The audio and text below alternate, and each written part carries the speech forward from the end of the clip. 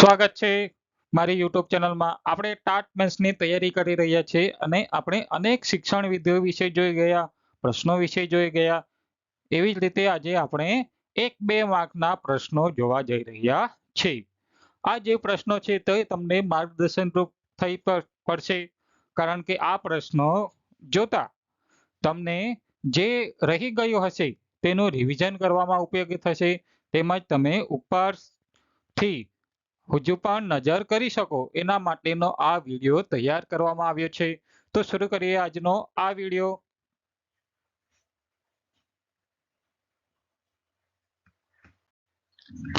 प्रश्न 1 है। प्रश्न 1 है जो अज्ञेय एक अध्ययन के रचनाकार कौन है। अज्ञेय एक अध्ययन एक पुस्तक का नाम है, या समीक्षा भी कह सकते हैं। उसके रचनाकार कौन है। अज्ञेय एक अध्ययन जो पुस्तक है उसके रचनाकार कौन है, तो कौन है, तो भोराभाई पटेल। कौन है इस रचना के रचनाकार? भोराभाई पटेल। और भोराभाई पटेल की जो रचना है हमारे पाठ्य पुस्तक में दी गई है, कौन सी, आपको कमेंट करके मुझे बताना है। आगे का प्रश्न है, वाक्य कौन बोल रहा है, कि जो प्रस्तुत वाक्य जो है वो कौन बोल रहा है उसके बारे में बताना है। नदी के तट पर आपने मेरी प्रार्थना नहीं स्वीकारी। यहाँ प्रिंटिंग भूल हुई है, टाइपिंग भूल हुई है, स्वीकार की थी, किंतु आज स्वीकार करनी पड़ेगी। कि नदी के तट पर आपने मेरी प्रार्थना स्वीकार नहीं की, किंतु आज स्वीकार करनी पड़ेगी। तो यह वाक्य कौन बोल रहा है, तो यह वाक्य बोल रहा है आलोपी दीन। ये जो प्रश्न है कहां से लिया गया है, तो ये जो प्रश्न है नमक का दरोगा जो हमारी कहानी है प्रेमचंद द्वारा रचित, उसमें से यह प्रश्न लिया गया है। कहां से लिया गया है, नमक का दरोगा कहानी में से। और उस कहानी के कहानीकार कौन है, तो उस कहानी के कहानीकार है प्रेमचंद जी। आगे देखते हैं, तो स्थायी भावों की संख्या कितनी है। स्थायी भाव, स्थायी भावों की संख्या कितनी है उसके बारे में बताना है। ये प्रश्न जो है कौन सा है, रस, यानी कि रस किसे कहते हैं, इसमें अलग अलग रस के अंक दिए गए हैं। स्थायी भाव, विभाव, अनुभाव, संचारी भाव, वो रस के प्रकार यानी अंग दिए गए हैं। तो उसमें स्थायी भाव है, कौन सा भाव है, स्थायी भाव है। तो स्थायी भावों की संख्या कितनी है उसके बारे में बताना है। 1-2 मार्क में पूछा भी जा सकता है यह प्रश्न, व्याकरण का है प्रश्न। तो स्थायी भावों की संख्या कितनी है, 10 है। कितनी है, 10 है। कौन कौन से स्थायी भाव है, रति है, हास्य है, शोक है, क्रोध है, उत्साह, भय, जुजुप्सा, विस्मय, निर्वेद एवं वात्सल्य। ये स्थायी भावों की संख्या है, स्थायी रस की संख्या है, या जो अंग है रस के स्थायी भाव अंग, उसके 10 संख्या है, उसमें 10 संख्या मानी जाती है। तो कौन कौन से है, रति है, हास्य है, शोक, क्रोध, उत्साह, भय, जुजुप्सा, विस्मय, निर्वेद एवं वात्सल्य, ये स्थायी भावों की संख्या है। आगे का प्रश्न देखते हैं, पटवारी गिरी का अर्थ स्पष्ट कीजिए। ये जो शब्द है पटवारी गिरी, पटवारी गिरी किसे कहा जाता है। शब्द समूह के लिए एक शब्द में भी यह प्रश्न पूछ सकते हैं। तो पटवारी गिरी किसे कहते हैं, तो पटवारी गिरी का अर्थ है गांव की जमीन तथा उसके लगान का हिसाब रखने वाला व्यक्ति, उसे का क्या कहा जाता है, पटवारी गिरी कहा जाता है। क्या कहा जाता है, पटवारी गिरी, यानी कि जमीन तथा उसके लगान का हिसाब रखने वाला जो कर्मचारी होता है उसे पटवारी गिरी कहा जाता है। घर निबंध के अनुवादक कौन है। घर जो है हमारे पाठ्य पुस्तक में दिया है, वो इसका साहित्य प्रकार क्या है, निबंध है। उसके अनुवादक कौन है। हम जानते हैं कि यो जो घर कहानी है वो गुजराती भाषा में लिखी गई है, तो इसके अनुवाद के रूप में हमें हिंदी पाठ्य पुस्तक में दी गई है। तो उसके अनुवादक कौन है, तो उसके अनुवादक है डॉक्टर आलोक गुप्ता। कौन है अनुवादक?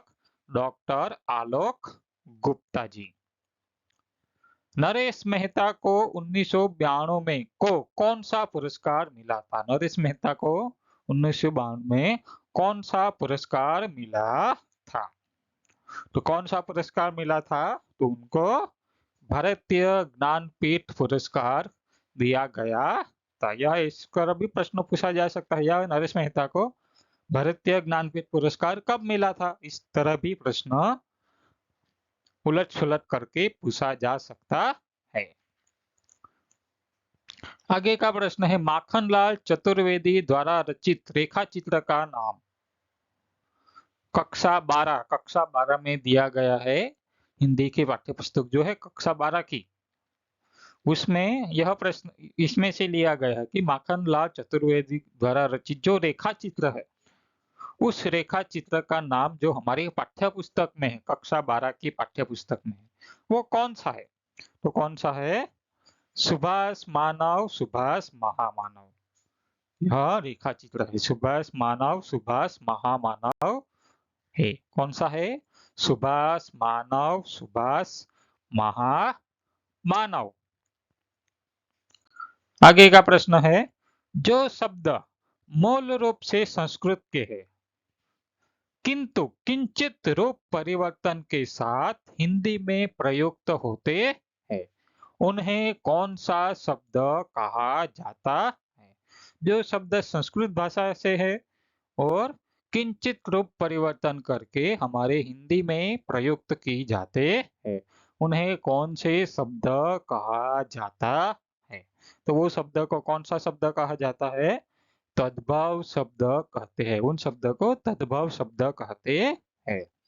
तद्भव शब्द की परिभाषा हमें देनी हो तो क्या देनी चाहिए कि जो शब्द मूल रूप से संस्कृत के हैं किंतु किंचित रूप परिवर्तन के साथ हिंदी में प्रयुक्त होते हैं, उन्हें तद्भव शब्द कहते हैं।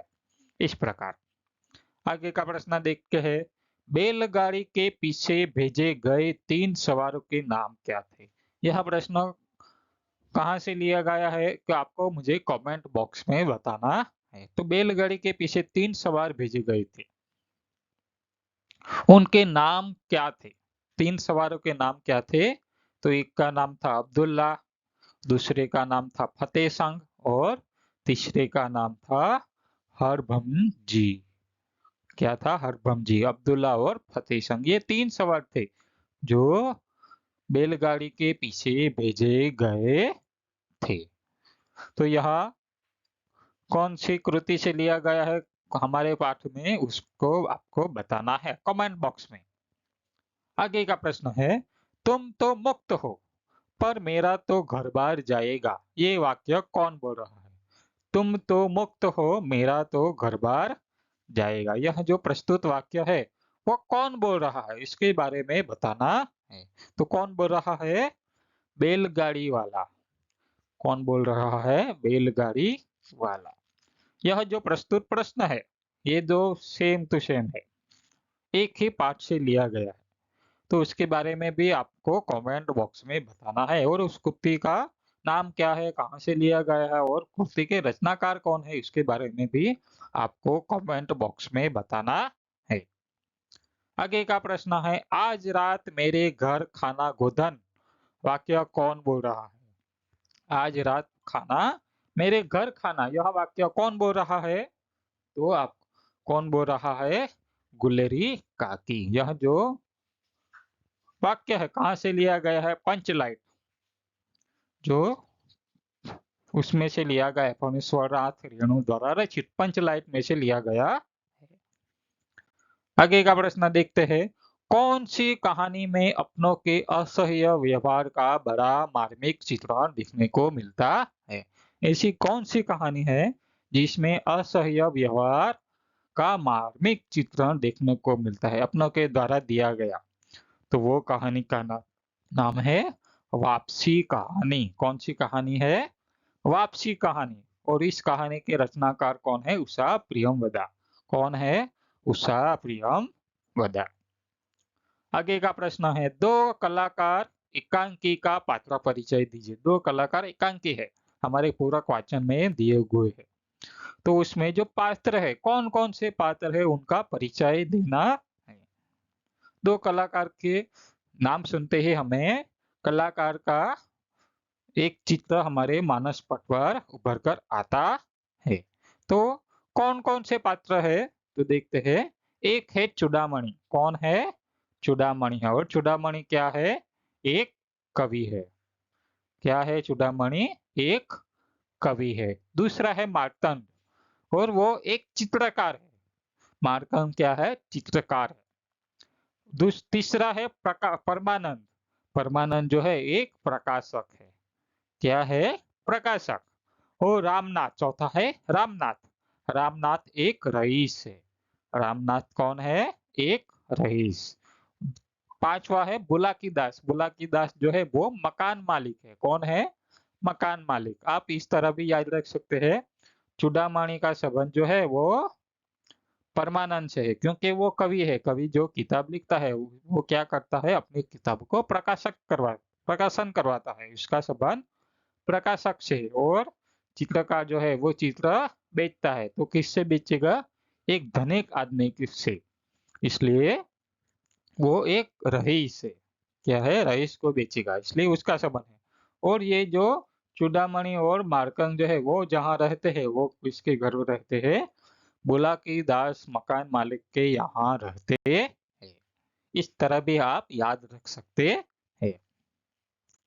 જો તમને આ વિડીયો ગમ્યો હોય તો વિડીયોને લાઈક કરો અને ચેનલને સબસ્ક્રાઇબ કરો, જેથી આવનારા વિડીયોનું નોટિફિકેશન તમને મળતું રહે। આવતીકાલે ટાટની પરીક્ષા છે એ ખૂબ જ સારી રીતે તમે આપો એવી મારી ઢેર સારી શુભેચ્છા। અને કેવું રહ્યું પેપર તે આવતીકાલે પરીક્ષા આપ્યા બાદ તમે મને કોમેન્ટ કરીને પણ જણાવી શકો છો। ત્યાં સુધી મળીએ આપણે બીજા વિડીયોમાં। થેન્ક યુ, આભાર।